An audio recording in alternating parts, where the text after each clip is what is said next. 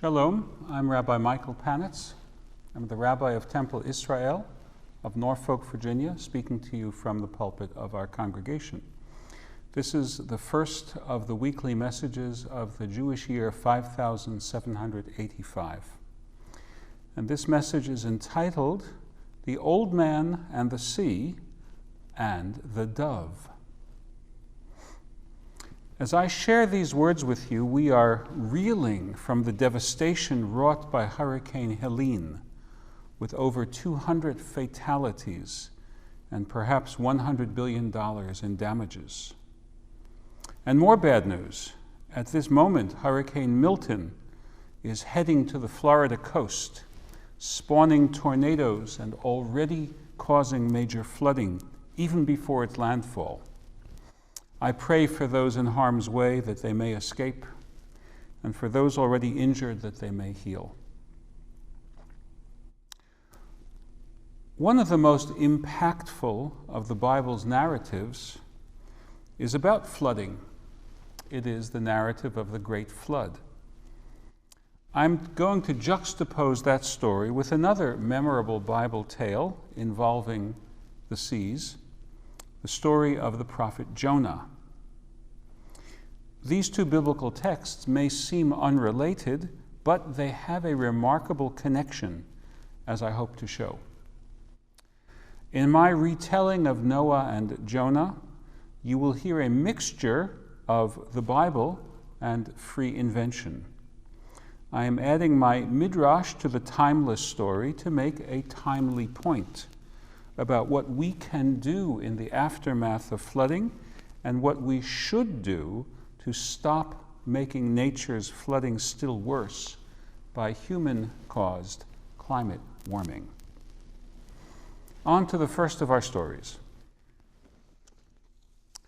With the break of dawn, the old man saw that the clouds were thinning. The vault of the sky was no longer an unbroken sheet of gray. He could see tiny patches of blue here and there, like the first stars visible soon after sunset, but with the colors of daytime. It was time to check. He had sent the raven, no results. He had waited a week and then sent the dove. With no place to rest, she returned to him. Now he was sending her again. During the numbing months of living in the ark, it sank in ever deeper. He, Noah, his patient, pure wife, Naamah, their sons and daughters-in-law, they were the last people who would ever know what the hell on earth that people had created was like. Unless people, the generations that would come from them, repeated the terrible pattern of the sons and daughters of Adam. God had destroyed the world because of the violence that defined the human species. Not just violence.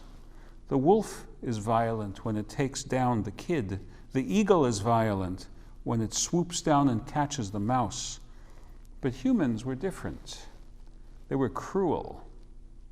Their violence was not to feed themselves and their young. Their violence was the twisted fruit of their intellect.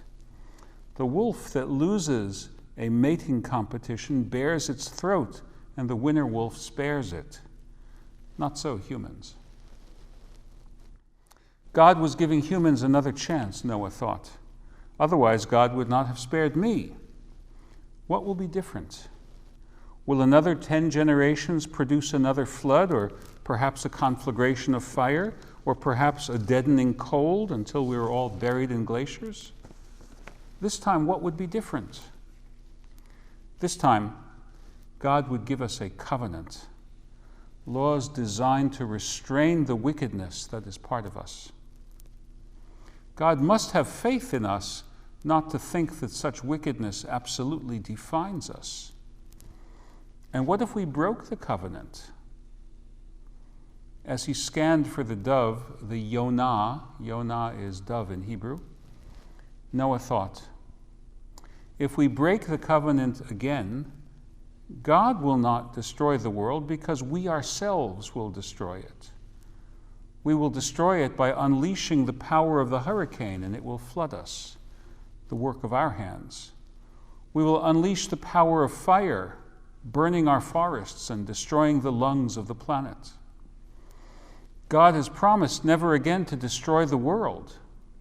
God has not promised that we would not destroy the world and ourselves with it.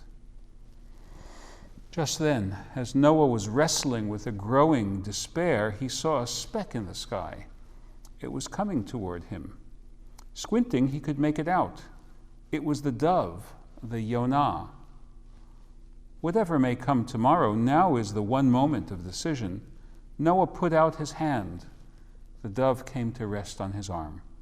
In its beak, it was holding an olive leaf.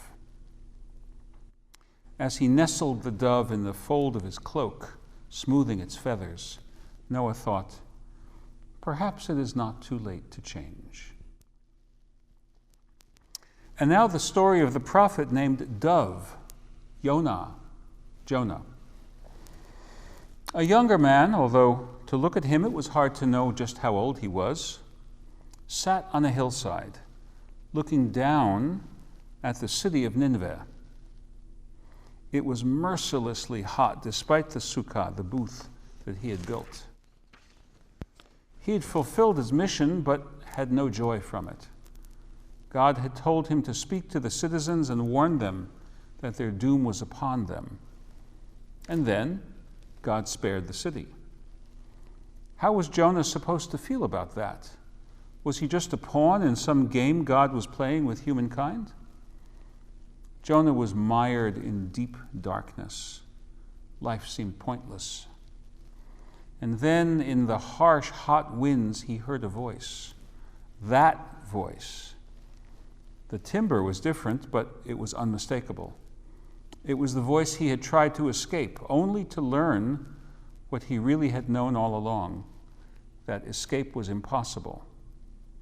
Now the voice was asking him to care. Why should I care? And then it came to him.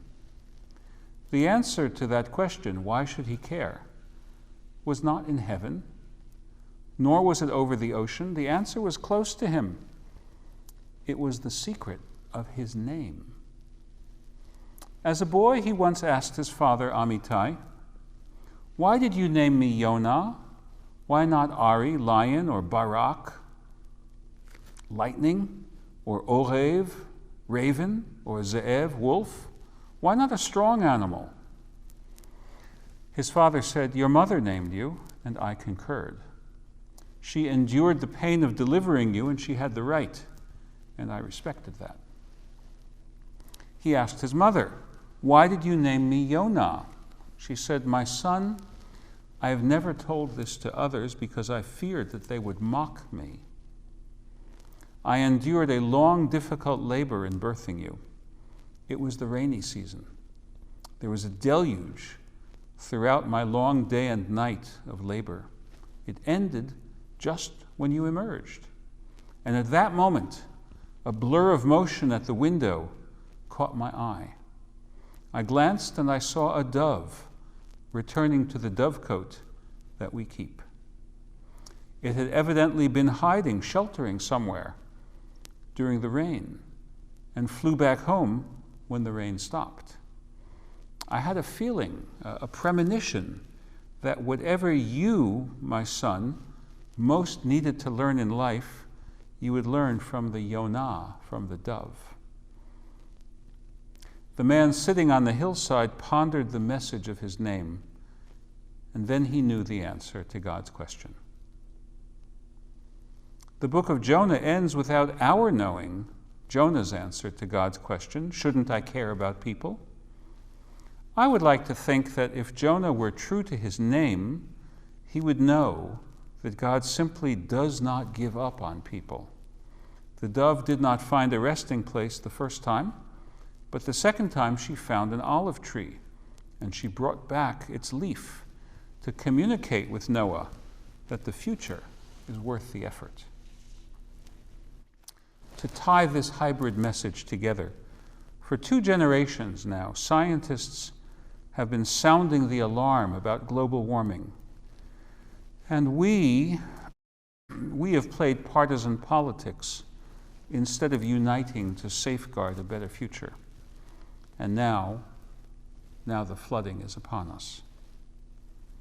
For our children, for the world, could we not come together on this? Among the prayers for a good new year that I shall be reciting this coming Yom Kippur is this: may it be God's will that we harness our potential for good to match our potential for evil, that we stop regarding the country and the world as a zero-sum game, and that we do our part to avert the worst of the future scenarios that threaten to overwhelm all of us.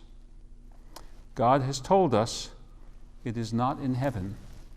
It is for us to preserve what God has created. May we walk in the paths that God lights for us. Amen.